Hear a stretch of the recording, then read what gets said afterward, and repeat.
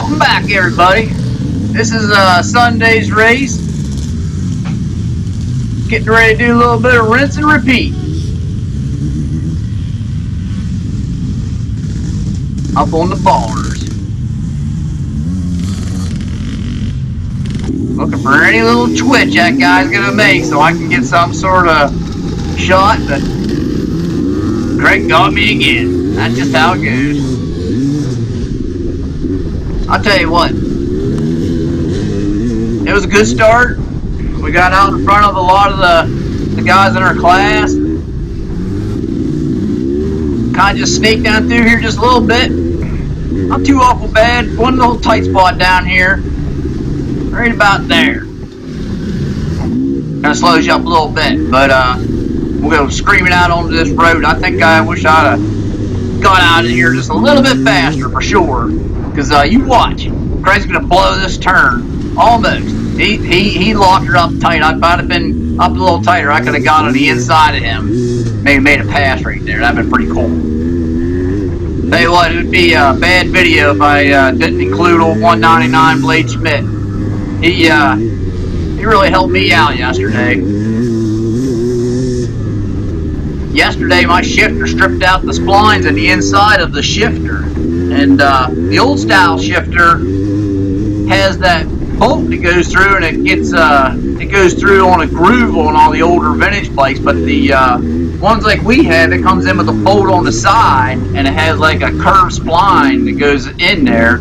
So you kind of need one that's built for our bike. And he runs the same bike as I do, so it just a little bit of fate happened, I guess, because his top end blew up, and he had a shifter he could lend me, and I'll tell you what, I'd done the same thing for him. I mean, that was a class act for sure. And so he let me borrow his shifter, and he's out here racing us today on another bike, and it's all good, man. I hope someday I can return the favor, if it ain't to him, to somebody else, and that's what's nice about racing with these guys. How about this? Yeah, right there. That was really cool. You caught a lot of air off that sinkhole right there. It bounced you up out of there, like, I don't know, 3-4 feet up out of that stinking hole. But yeah, I'll tell you what. When it comes to borrowing parts and stuff like that, or tools or anything you need, man, everybody's there to lend a helping hand. It's a really nice thing to do. You know, people ain't out here making a living or anything. They're just out here having a good time, and it makes this sport so much more enjoyable, racing around people like this. Here's that 74. You might remember him from Saturday's video. I had to follow him again today, and I just cut that part out, and along with some technical difficulties I had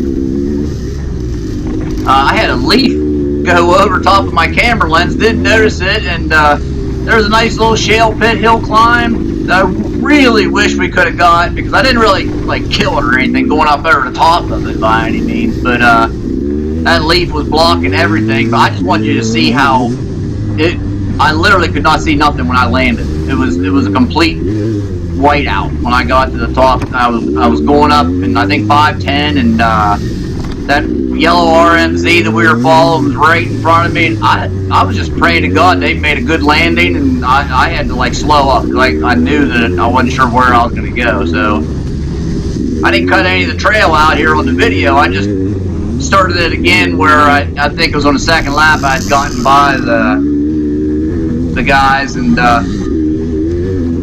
caught up to this fella here on this little bit of a grass track. You had to really watch yourself in this little section here. It is some big rocks that were kind of sticking up in different places that I noticed on the sight lap. And then you just kind of had to pay attention, because there was stumps and stuff like that. You tried to get around as many guys. It was actually, you guys took a wide line. Unless you had a fellow like that there, it would kind of let you by. It made it tough, that's for sure.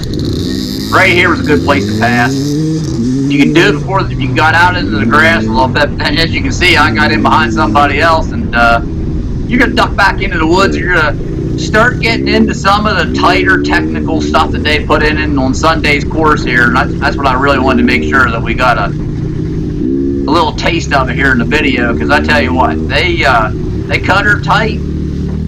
The tree limbs and stuff like that were, oh, you'll see. How about this?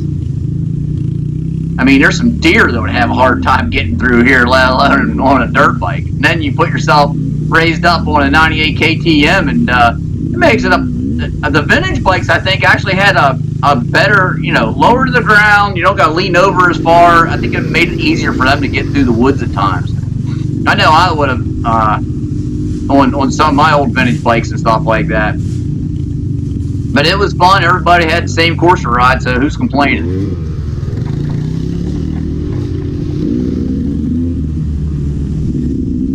We're going to snake down here toward the creek.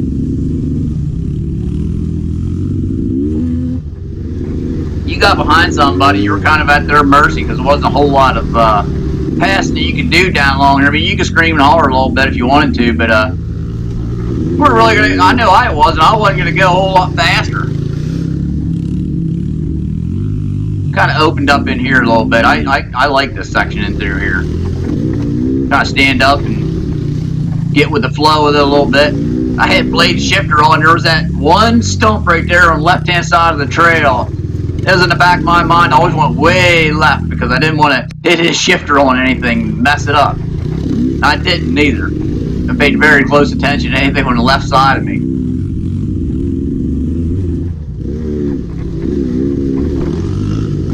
Something you can't tell is that my bark buster, the part that goes inside of your handlebars, come out. I don't know how it happened. It got bent and it kept hitting my knee. I kind of tried to bend it up in there a little bit. There goes Anthony. There's a little kid there named Logan. The kid can fly. I don't have him on this video. I cut him out, but I mean, he makes a pass up there. There's a roost up on me. Logan, I don't know if you knew it or not, but I had to lower the visor down because when you went to pass me on that little grade after that road crossing, yeah, you roasted me pretty hard. You fly for, I'm not sure what that is, if that's an 85 or a 125 you're on there, but I mean, that thing rips. I can hear you back here ripping around, and the reason I wanted to get out was because Anthony's in my class. So, that's why I didn't make it so easy for you to get around me, because I didn't want to follow your dust any more than I had to. Even though you did end up getting by both of us.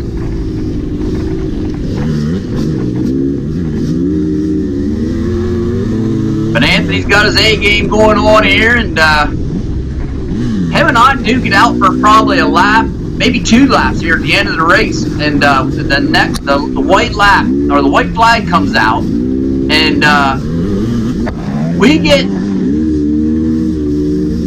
going there. There's a little motocross section right after you come past the scoring station. There's a little tabletop up there, and my GoPro stopped by then. The battery went dead, and I don't got any footage of it, but I can just kind of tell you that I went up over the tabletop same time he did. I went to the left, he went to the right, and we touched bars a little bit there, and I got by him, and I was praying to God nobody got wrecked or anything, but with the dust and everything, it was just hard to see exactly where everybody was at. That was a real dusty section. Anyhow, I made the pass, and I took the win today with that, and had old 199, he was right behind me right after I made the pass on Anthony. He makes the pass on me, and then in that grassy area with a path through it and stuff like that,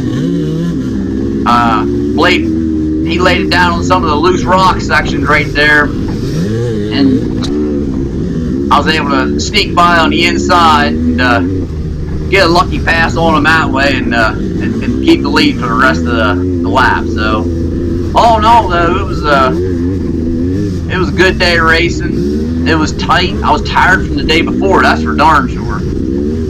But alright, that's about the end of the video here for what I got. I hope y'all enjoyed it.